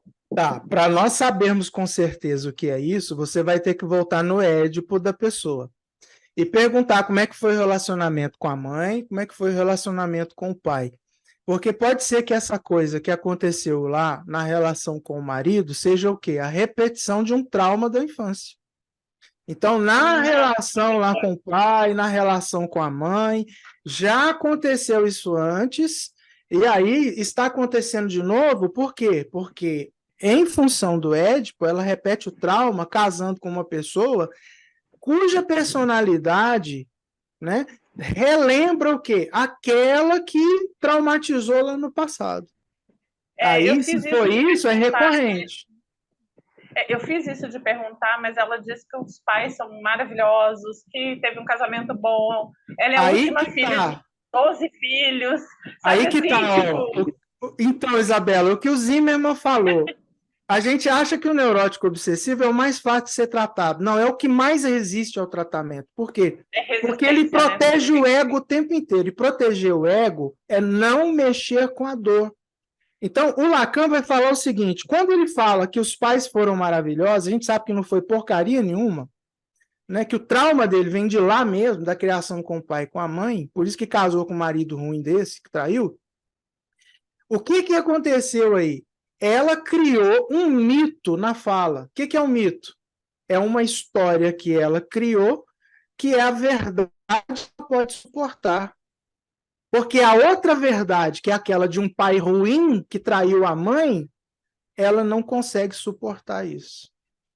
Então, essa fala dela de que os pais são muito bons é uma fala mitológica, segundo Lacan. Não é a verdade. Assim, mas ela acredita, tá? Por isso que eu não estou dizendo que é mentira. Sim, ela super acredita. Ela fala isso com convicção plena. O que é um não mito? está lá na infância, que não está na infância. O que é um mito? O mito é aquela fala que explica aquilo que eu não sei explicar. Então, como eu não posso suportar a verdade, porque me dói muito, eu não quero sofrer, eu protejo o ego criando o quê? Uma fala mitológica. Mas aí você, como analista, vai ter que confrontá-la várias vezes, devagar na terapia, até por fim ela trazer, né, à luz na terapia o trauma. Ela tem que falar, senão ela não cura. Entendi. Tá bom? Muito obrigada. De nada. Outra mãozinha levantada, Regina. Eu queria que você falasse um pouquinho sobre compulsão por comida. Ah, legal esse negócio aí, né? Principalmente que eu sou gordo, né? Eu tenho compulsão por comida. Nossa, longe de mim, professor. Olha Nem só, pensei nisso. Regina, imagina, eu já estou, como é que eu digo? Eu já fiz a minha análise, já ressignifiquei minha história, tá? Mas deixa eu te falar o que aconteceu comigo, só para você entender. Quando eu nasci com 4 quilos e pouco, parto normal. Então eu já Ave nasci grande, né? Minha mãe era magrinha, coitada, quase matei a velha. E o conceito de criança saudável naquela época era criança gordinha, tá? E aí o que que acontece? Tem que comer, e vó tem que comer, e mãe tem que comer. Então tinha que comer, e comer muito, e comer de tudo. Então eu me lembro da minha infância, eu lembrei isso nas minhas sessões de terapia, o seguinte, toda vez que a gente ia comer, vinha um prato de pedreiro para mim, que a minha mãe que servia, ela servia de tudo, que eu gostava e que eu não gostava. E quando eu comia o que eu gostava, sobrava no prato o que eu não gostava, mas eu não podia deixar, porque na minha casa não se desperdiçava comida e não podia deixar sobrar nada no prato. E aí vinha uma vara de goiabeira em cima da mesa, que ligava a minha ansiedade. Então, o ato de comer disparava em mim o quê? Ansiedade. No começo, fisiológica, porque ela me prepara para enfrentar ou fugir. E no caso, como eu não enfrentei, a minha fuga foi o quê? Eu comi o que eu não gostava. E se eu quisesse repetir o que eu gostava, Regina? Ela falava, pode, desde que você coma também de novo as coisas que não gosta. Aí vem o segundo prato de pedreiro. Então, foi assim, a minha vida inteira eu comi muito e comi com ansiedade. O que que me gerou a compulsão no passar do tempo? Uma ansiedade que ligou e não desligou mais. Aí você me pergunta, por que que você está comendo? Porque eu estou ansioso. E aí pergunta assim, mas você está ansioso por causa de quê? Não sei, mas eu estou ansioso pra caramba. É uma ansiedade que liga, mas não desliga. É o quê? O trauma que eu recalquei, eu não me lembro daquilo que a minha mãe fez comigo, mas as sensações vêm disparando em mim constantemente uma ansiedade. Para eu aliviar a ansiedade, o que que eu tenho que fazer? Comer. Eu jantava 3 vezes à noite. 3 vezes que eu falo assim, em 3 momentos diferentes. Na última, por preguiça, eu comia feijão frio com azeite. E aí? E aí, né? 144,5 quilos foi o ponto que eu cheguei mais alto. Na terapia, o que eu fiz? Lembrei do trauma. Lembrei da minha relação com a comida, por que que eu comia tanto? A mãe que eu tive. Então, evidentemente que eu coloco isso em análise, né? A minha obsessão, que agora está muito ligada com a questão da ansiedade, ela é trabalhada e tratada. Eu como muito hoje, eu como muito menos, mas eu ainda como bastante. Mas eu diminuí consideravelmente a ansiedade, diminuí consideravelmente a ingesta da comida. Minha esposa está aí, pode dizer isso. Tá? Mas agora, né, o organismo da gente já se adapta a uma nova realidade, mesmo comendo pouco, né, em relação ao que se comia, o organismo continua desenvolvendo obesidade. Mas eu estou sempre pesando, sempre indo para exercício físico e tal. Então, o que que era a minha compulsão? A minha compulsão era uma forma de fugir da ansiedade por meio do prazer, o prazer de comer. E olha, eu comia gostando ou não gostando. Isso eu faço até hoje, né? Minha esposa às vezes pergunta assim, tal coisa tá bom? Não tá ruim pra caramba. Isso tá comendo? Ainda vou repetir, porque eu não passo fome.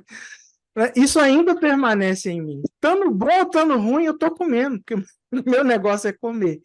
Então, a compulsão por comida vem dos traumas da nossa infância, é o jeito como a gente foi educado. E pode ser que eu nem saiba disso, porque eu não fiz a análise e eu não trouxe isso à tona. Mas mexe com isso e você vai ver que a coisa brota. Ok? Ok, obrigada. De nada.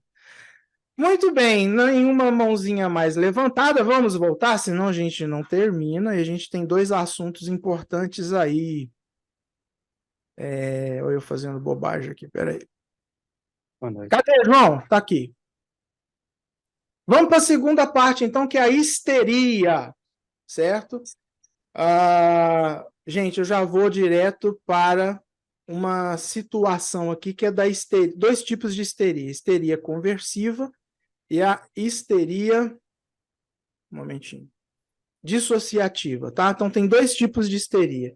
O que é a histeria? Se a neurose obsessiva é a do pensamento, a neurose compulsiva é aquela da ação, a neurose fóbica é aquela do objeto, a histeria é aquela que vai afetar o meu corpo, os meus órgãos, ela vai afetar o meu braço, a minha perna, ela vai afetar a minha voz, ela vai afetar a minha audição, enfim, ela vai afetar o meu corpo de alguma forma. Que forma?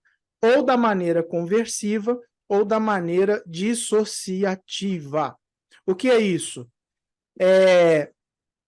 Conversiva, primeiro, diz respeito ao fato de que os conflitos sofrem uma conversão nos órgãos de sentido. O que é converter? É voltar-se para, tá?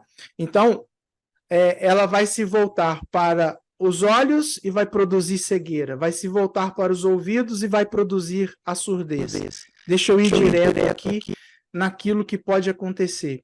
Então, eu fui traumatizado porque eu falo, tá?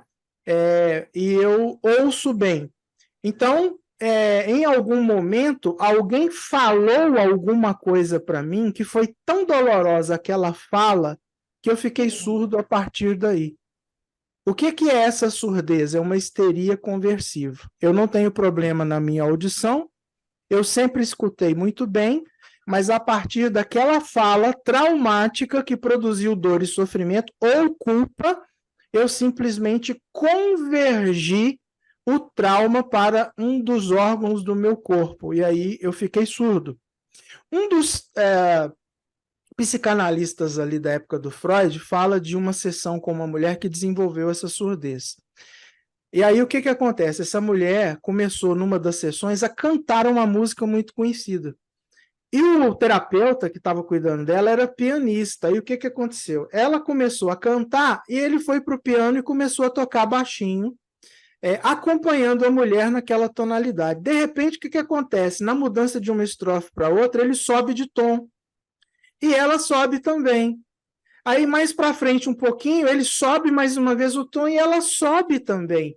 E aí ele percebe, é uma histeria conversiva. Por quê? Porque ela ouve, né? Ela está ouvindo. Ela só psicologicamente se nega a ouvir porque escutou alguma coisa de dor, né? Ou que gerou culpa. Você já ouviu falar do mutismo, a pessoa que perde a fala ou que se nega a conversar, né? E ela não tem problema nenhum na prega vocal, não tem problema nenhum na língua, está tudo muito perfeito ali no sistema, no órgão, mas ela simplesmente, de um determinado momento, não fala mais. E tudo isso faz lembrar a primeira paciente que o Freud viu lá, que foi a Ana O, né? A Ana O teve algumas histerias conversivas. Por exemplo, um dia em que ela estava andando pela casa, ela passou na porta do quarto de uma mulher que cuidava dela, era dama de companhia. E ela viu, naquela época, né, 1900 e alguma coisa, ela viu que a mulher estava bebendo água na mesma vasilha onde ela dava água para o cachorro dela. E aquilo produziu nela um nojo tão grande que o que ela fez? Ela nunca mais conseguiu beber água. Aí ela não bebia água e não bebia líquido. Ela teve uma histeria conversiva. Como é que ela vivia, então? Ela comia frutas, né? Principalmente frutas que tinham bastante líquido, bastante caldo. E era isso que dava a ela condição de sobrevivência. Uma vez ela entra no quarto do pai, que era acamado, idoso, e ela vê uma cobra que estava indo pelo chão na direção da cama. Ela tinha que fazer alguma coisa, mas ela teve uma histeria conversiva ali. As mãos paralisam e as pernas também. Então, ela desenvolve, ela não tem problema nenhum nos braços e nas pernas, mas ela desenvolve uma histeria conversiva. Entendeu o que é histeria? A histeria, então, é quando os seus órgãos do corpo eles estão perfeitos, funcionam, mostram que você já teve uma vida normal com eles, mas, de repente, por causa de um trauma, esta emoção traumática, vamos dizer assim, ela se direciona, ela converge para aquele órgão e se manifesta ali, tá bom? Então, ela é simbólica, tá? E esta histeria vai aparecer nos sonhos também de forma simbólica, tá joia? E a histeria dissociativa? A dissociativa é aquela que separa. Então, os casos mais comuns aí, a gente pode ver nesse filme aí, né, da personalidade múltipla. O filme são As Três Faces de Eva. Procure esse filme aí, eu procurei na Netflix, não achei, mas deve ter em algum lugar aí na internet. Eva é uma dona de casa, casada, tem os seus filhos, mas ela tem um trauma. E quando ela tem esse trauma de relacionamento ali, o trauma é tão sério, né? Vou falar como é que foi isso. Ela era criança e foi levada pela família para o enterro da avó. E era comum naquela família se despedir do morto beijando na face. E ela era criança. E aí os adultos pegam ela, ela não queria, mas obrigam ela a chegar no caixão e beijar a avó que estava morta ali. Naquele momento que ela beija a avó, ela tem a sua primeira dissociação. Ela divide a sua personalidade em duas. Uma, que é a dela, e outra, né, que é a dela que não queria beijar, e outra é uma personalidade muito mais forte e poderosa que tem coragem de beijar. Então ela fica com duas. Então ela tem uma personalidade mais forte, mais rígida, mais intrépida, e ela tem uma outra mais tímida, mais enfraquecida, mais sensível. Quando ela vai fazer a análise, o terapeuta ali, né, trabalhando com ela, descobre uma terceira personalidade nela, que estava escondida atrás das duas. E aí percebe que a verdadeira personalidade dela era esta que ficava escondida e nunca aparecia. Então, o que foi a sessão, né, as sessões daí para frente? Foram uma tentativa de anular, de tirar as duas personalidades que estavam aparecendo, para deixar apenas e finalmente, tão somente, a verdadeira personalidade daquela mulher. No filme dá certo, tá? Mas dá para entender o que é uma histeria dissociativa. Então, são as múltiplas personalidades. Às vezes, um paciente chega lá para tratar com a gente e a gente pergunta, foi num psiquiatra? Fui. Ele diagnosticou você? Assim, o que ele disse que você tem? Ele disse que eu tenho dupla personalidade. Opa! Personalidade múltipla ou histeria dissociativa. Fica sabendo, você não vai tratar uma pessoa só ali na sua sessão de psicanálise. Você pode estar tratando com uma e, de repente, começar a conversar com a outra. Né? E antigamente se falava que era uma pessoa que ficou possuída por demônios, né? Mas a gente entende aí hoje, né, pelas questões médicas e científicas, que estas histerias dissociativas são possíveis. O que há de específico nas histerias?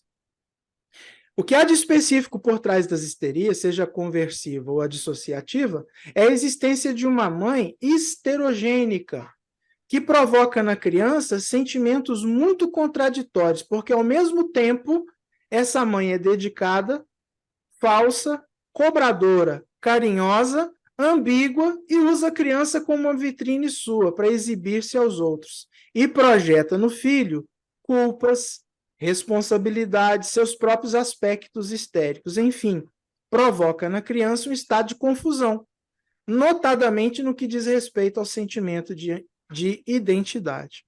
Tá? Então, quando a mãe é histerogênica, ou seja, a gênese, né, é de histeria na mãe, ela vai produzir também a mesma coisa na criança. Tá? Então, por quê? Por causa da confusão. Ora a mãe é uma coisa, ora a mãe é outra coisa. A criança aprende também a ter duas personalidades, uma para trabalhar uma da mãe e a outra para trabalhar a outra personalidade da mãe. Outra coisa que é comum, né, nestas histerias, o pai, principalmente no caso das meninas, quando ele age de duas maneiras, ó, ele é simultaneamente sedutor e frustrador. Sabe aquela coisa que o Freud fala, né, do incesto? E aí o pai, né, fica elogiando a filha, fazendo carinho na filha, né, elogiando a filha, mexendo com a autoestima dela, sensualizando a filha, e de repente ele frustra tudo aquilo, desencantando essa menina, né? Então ele erotiza a filha no momento e logo depois rejeita a filha por ser filha. Então, para ele que é adulto, ele age de duas maneiras. Ó, essas duas maneiras podem gerar uma confusão na personalidade da filha, gerando ali essa situação. Outra coisa, a confusão dos filhos pode aumentar no caso em que o pai é desqualificado pela mãe. Aquela mãe que está o tempo inteiro falando mal do pai. Né? Então, o pai é alguém reconhecido como tal pela mãe, é aquele que tem autoridade e exerce a lei no seio da família. Então, como ele pode ser esse pai que trabalha, que disciplina, né, que faz todas as coisas e, ao mesmo tempo, a mãe pinta um quadro diferente? Ó, duas coisas que são colocadas e que geram confusão na criança. Então, isso pode desenvolver a histeria. Outra, em relação à ansiedade, né, existente nas histerias, além da clássica angústia de castração, todas as demais podem ser sintetizadas na angústia de cair num estado de desamparo e de baixa autoestima. A tolerância às críticas e às frustrações em geral costuma ser muito baixa. Então é isso, né? Tem um caso aí, né, tratado também por Freud, de uma moça que era de uma família rica, e naquela época lá também, final do século XIX, começo do século XX, em que a mulher não tinha muita liberdade, né?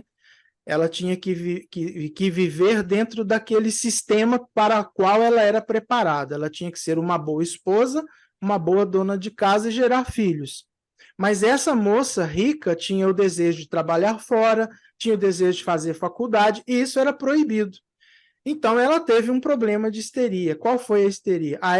Eu não posso levar a vida que eu quero, então, a partir de agora, eu vou gerar essas histerias conversivas. E ela passou a ter várias histerias conversivas na sua vida, né? Então, a gente vê que foi uma ansiedade que mexeu com a sensação de desamparo e produziu uma baixa autoestima nessa moça, tá? Freud fala dela também aí num dos seus casos, dos seus tratamentos. E a gente encerra aqui o segundo assunto, que foi a neurose de histeria. Abro de novo a tela para perguntas. E depois vamos para a nossa última fala. Alguma pergunta sobre histeria? Tem alguém histérico aí? Pergunta, gente. Vamos lá? Não? Ninguém? Alguém já tratou alguém com histeria aí? Não, né? Cristiane, seu microfone está desligado. Isso. Eu coloquei o filme Três Faces no grupo, pelo YouTube. Legal. Tá lá no grupo. YouTube, hein, tá bom? gente? Ó, As Três Faces de Eva. Eu coloquei lá no grupo o link do filme. Tá no nosso grupo? É, Legal. tá lá no... Assiste e você vai saber o que melhor aí o que é histeria vendo esse caso. Tá joia? Bom, vamos lá. Dou-lhe uma, dou-lhe duas. Vendido, né? Vamos para frente, então, para a nossa última situação hoje, que é depressão. Olha só aí o primeiro slide que eu coloquei. O que é depressão? Muita gente fala assim, depressão é tristeza. Não, gente, tristeza é um dos sintomas que pode estar numa depressão ou não. Há depressão que não tem tristeza, por incrível que pareça.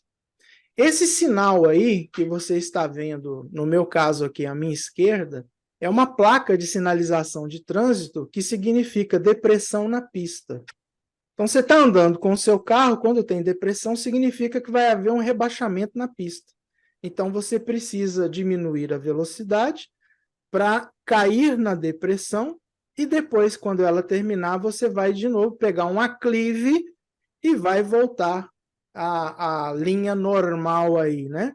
Então, isso é que é depressão. Aplicando isso na nossa área psicológica, na área da nossa personalidade, o que é uma depressão? A principal característica de uma depressão é o rebaixamento da vontade de viver.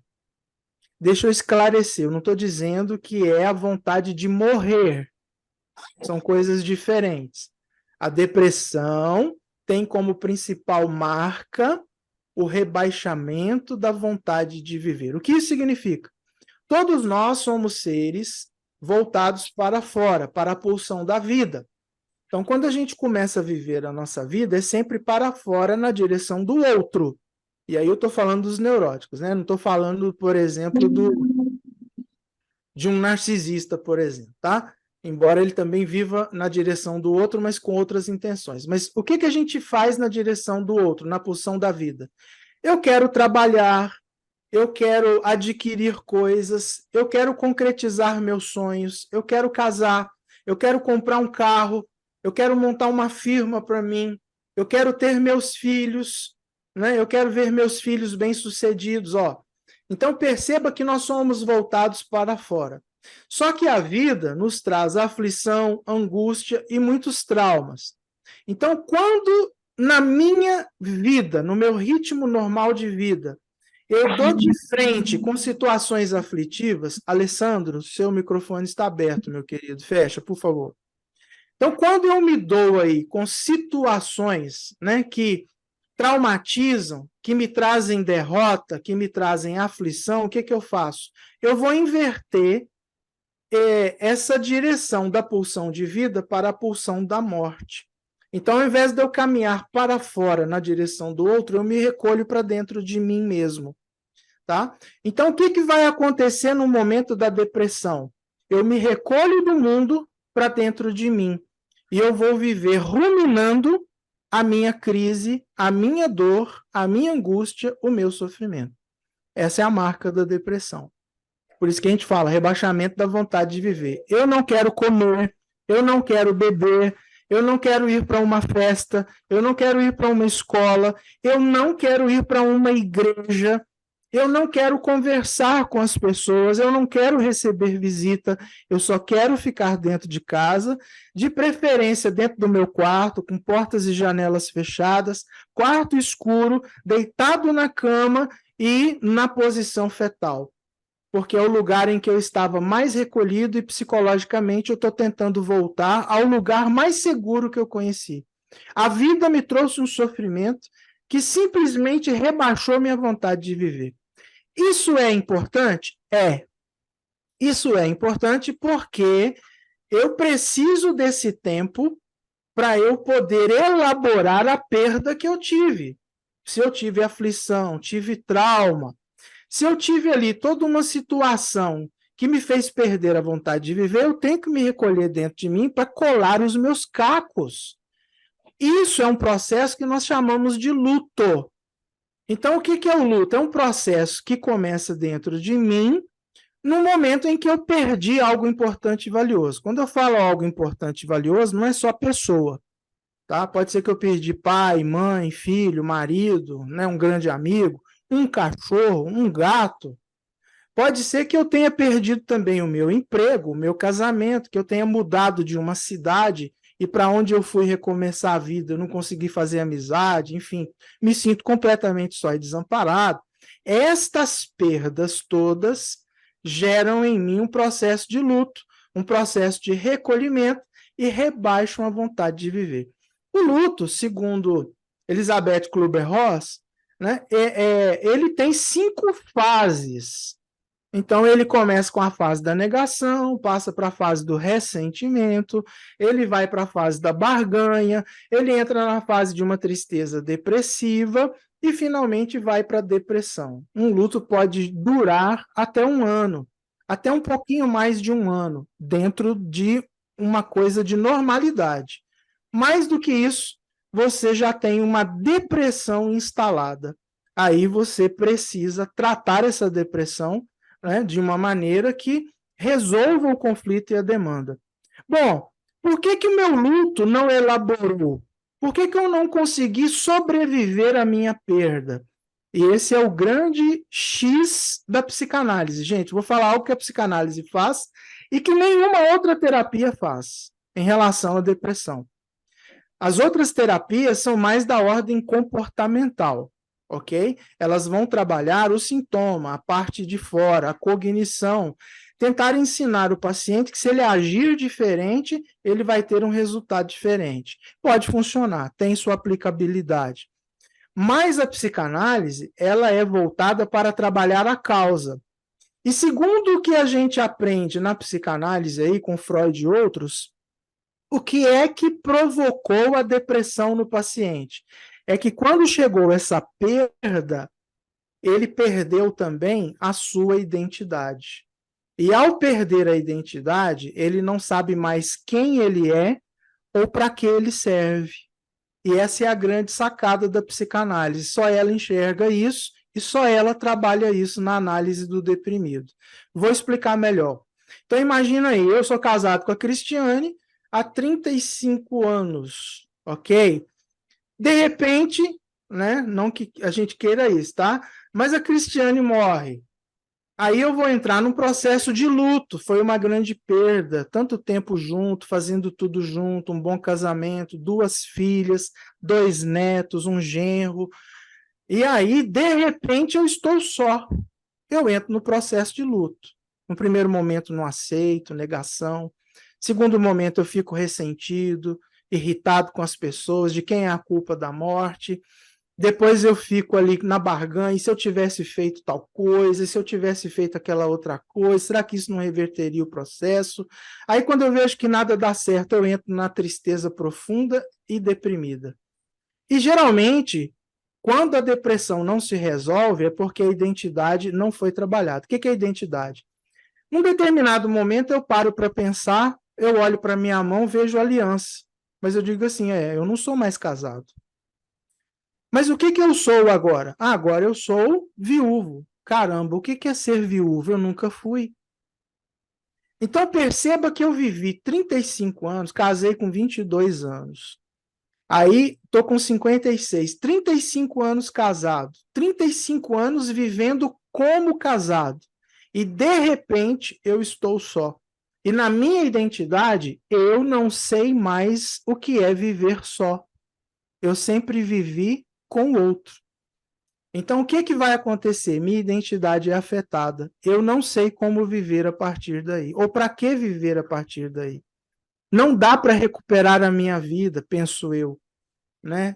Eu perdi a vontade agora de viver, porque eu não tenho mais a presença do outro. Eu não sei como seguir sozinho. Na análise, eu vou trabalhar a minha identidade. Entender o que é a vida de um viúvo.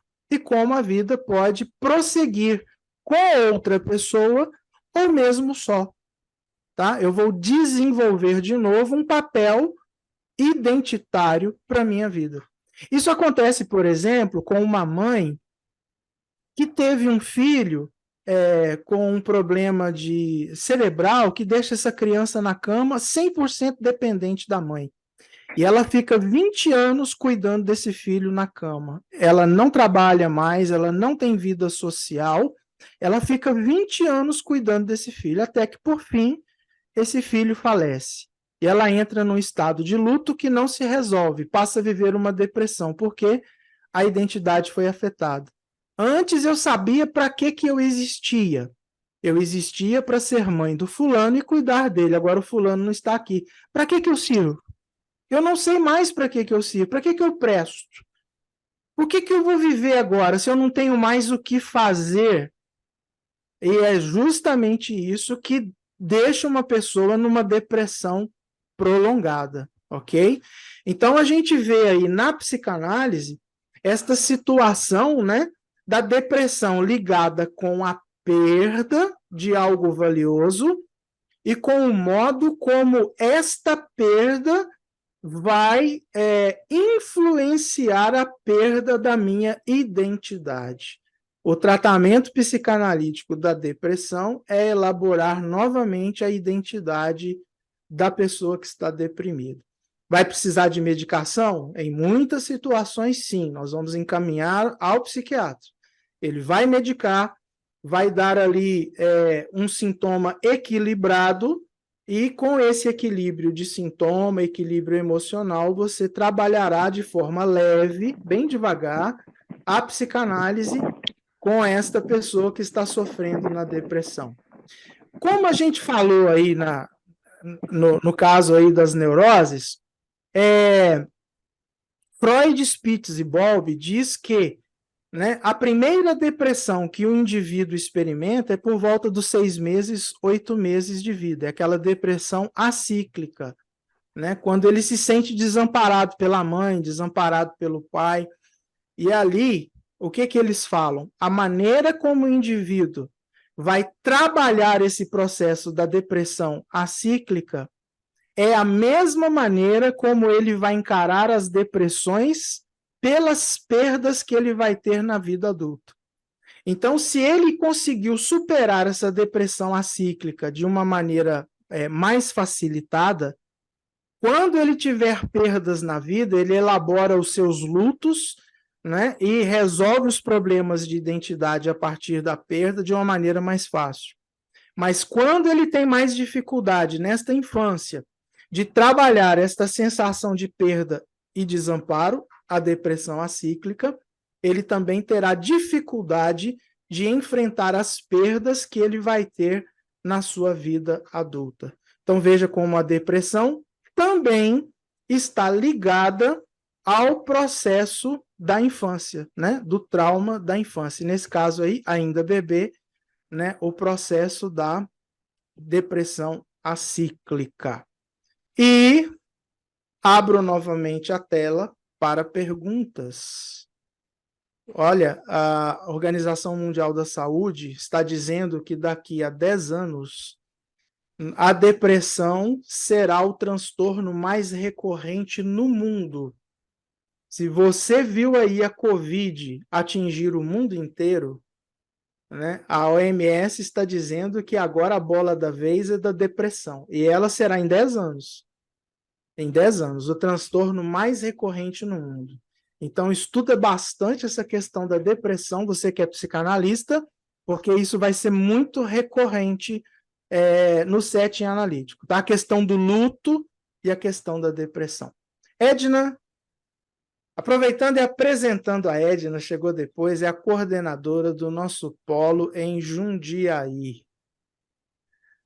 Pergunta. Olá, boa noite. Boa noite. Tudo bem? Eu só voltando um pouquinho falando da histeria, porque deu um delay e aí eu esperei. Eu atendi um caso sim com histeria, que até a família me ligou na madrugada, porque ela foi parar no pronto-socorro, toda torta, parou de andar, parou de falar, teve uma crise muito, muito grave, assim, importante. E, na verdade, quando ela veio para a sessão, depois que ela saiu dessa crise, ela lembrou do trauma, só que ela não conseguiu olhar para aquilo, ela fala bem rápido, e ela entrou até num quadro de psicose depois. Olha só. No decorrer das semanas.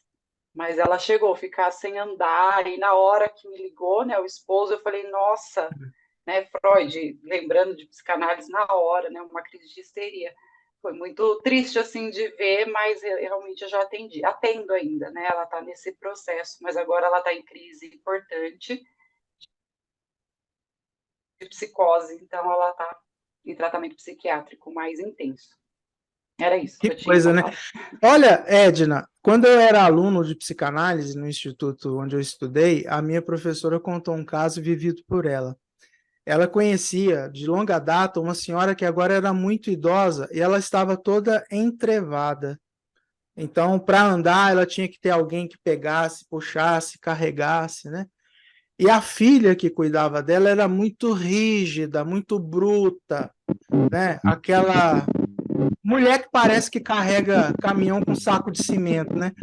Muito estúpida. Então, ela foi fazer uma visita para as duas, né? Aí, chegando lá, aquela conversa na sala, a mãe idosa doente sentada, a filha do lado, e ela sentada num sofá de frente. E a conversa vai, toda animada e tal. De repente, a filha fala assim, eu vou preparar um negócio para a gente comer.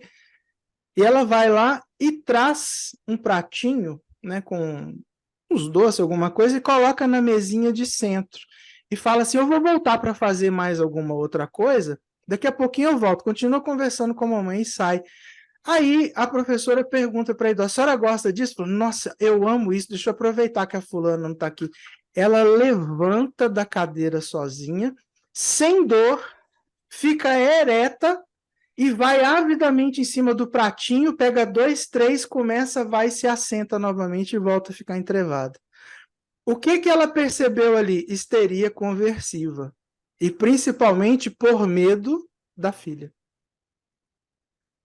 É exatamente E isso que não era aconteceu. paciente dela, não era paciente dela. Olha Mas ela isso. identificou a coisa acontecendo ali diante dos olhos dela. Falei, caramba. Nossa, né? E assim, essa paciente, realmente, essa questão da rigidez, ela foi criada num colégio interno. E toda vez que ela se aproxima dessa questão da rigidez no trabalho, ela se desloca. Então, ficou por um período bem estabilizada, mas ela não deu conta. Ela entrou numa Tá. crise de histeria. Deixa eu só fazer aqui uma distinção entre histeria conversiva com Sim. aquela coisa que a gente sabe que acontece, que é a somatização de uma doença em função do emocional. É a mesma coisa? Não é. Não. Não. Quando eu tenho, tá, a psicossomatização, eu tenho um comprometimento do órgão. Então, por exemplo, eu tenho uma tosse, a minha garganta está inflamada, ok? A minha pressão arterial subiu. Então, eu tenho um comprometimento do órgão, ok? Eu tenho uma hérnia de disco, porque a vida inteira eu carreguei todo um peso em cima de mim. Então, o modo como eu vivia. Então, eu tenho um comprometimento do órgão. A histeria de conversão, não. Olha o caso dessa senhora idosa. Levantou, ficou ereta, fez tudo na ausência da filha. Na presença da filha vem a histeria conversiva. Tá? Então, tem essa diferença aí. É sempre bom a gente falar. Mais alguma pergunta? Alguma questão aí da depressão? Ou mesmo das outras duas, né? As neuroses e a Ô, histeria. André, a Oi. histeria, ela pode levar um jovem, um adolescente a uma regressão? Em que Digo sentido? regressão no sentido de perder a fala, andar, como se realmente estivesse querendo voltar à infância. Ou seria uma outra coisa que não Não, fosse não, histeria? só estou tentando entender melhor o quadro. Porque assim, ó, você tem uma criança, filha única, e ela tem toda a atenção dos pais e dos adultos da casa voltados para ela. Aí nasce um irmãozinho, ok? Automaticamente, muita da atenção que era dele vai ser deslocada para o irmãozinho. Ele se sente ameaçado, sensação de desamparo ou de engolfamento, né, de ser absorvido pelo outro. O que que ele vai fazer num certo momento? Pode fazer como um mecanismo de defesa do ego. Ele regride, porque ele vê que ele fala, mas o irmão fala como uma criança mais nova. Ele começa a falar como uma criança mais nova. Ele começa a agir como uma criança mais nova. Então ele está tendo uma regressão, por quê? Porque pensa ele, mecanismo de defesa. Se eu for como o meu irmão, eu volto a ter a mesma atenção que eu sempre tive que ele tem. Tá? Agora, histericamente falando, não sei. Possível é, mas eu nunca ouvi falar e nunca li na literatura nenhum caso que tenha chegado nesse ponto. Não, porque a gente ouviu uma história, eu ouvi uma história de uma adolescente e que ela começou com um diagnóstico, né, hipotético, né, de histeria, ela teria parado de falar, de andar, e até a parte cognitiva dela estaria regredindo, entendeu? Entendi. Então, voltando realmente à fase da infância, dos primeiros anos da infância, e que estava difícil poder fazer ela voltar a ter a idade realmente que ela tinha como adolescente. Então, assim, seria um quadro, assim, que eu acho que além da histeria, né? Porque a pessoa começar a regredir, a buscar a fase, teve que parar de frequentar a escola, tudo, ela realmente regrediu até a parte cognitiva, ela não conseguia escrever, ela não conseguia acompanhar, Tá, então foi entendi. todo um processo. Tá, pode ser. Inclusive, isso na literatura também já vi. Até mesmo pessoas que não desenvolvem o seu corpo.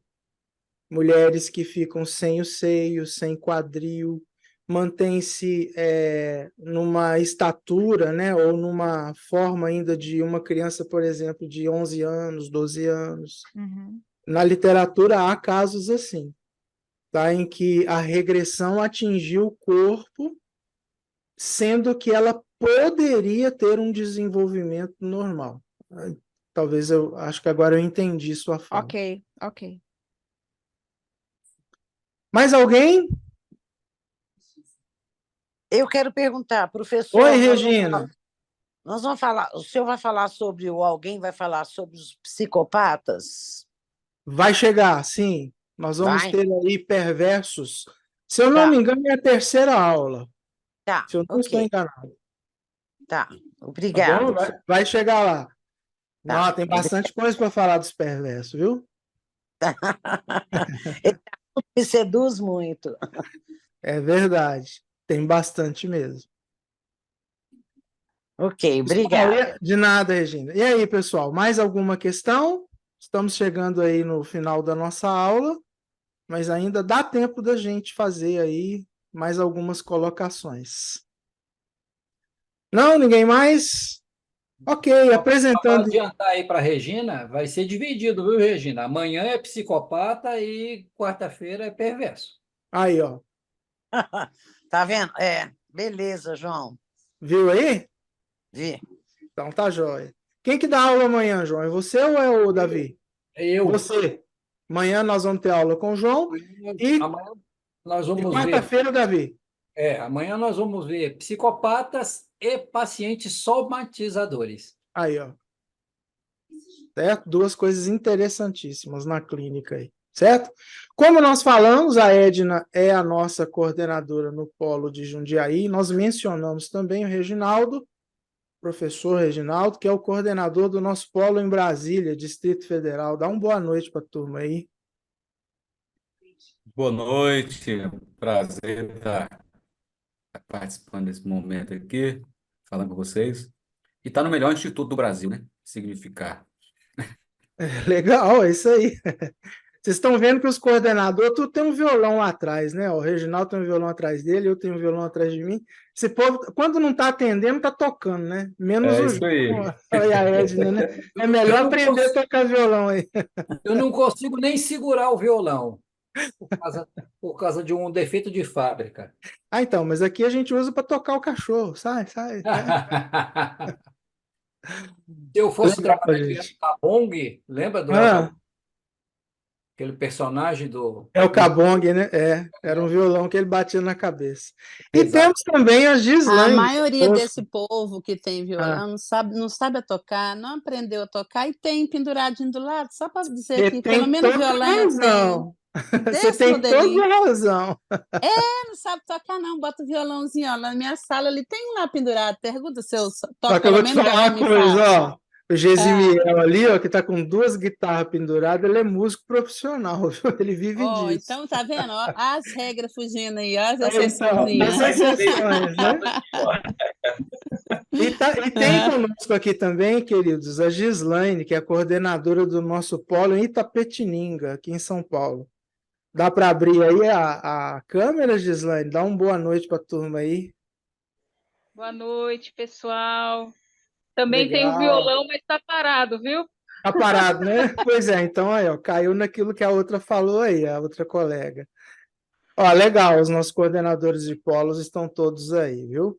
Gente, muito bom estar com vocês, ok? Esta aula está sendo gravada, né? Então nós vamos fazer uma ediçãozinha nela aí e depois a gente coloca o link lá no grupo, tá?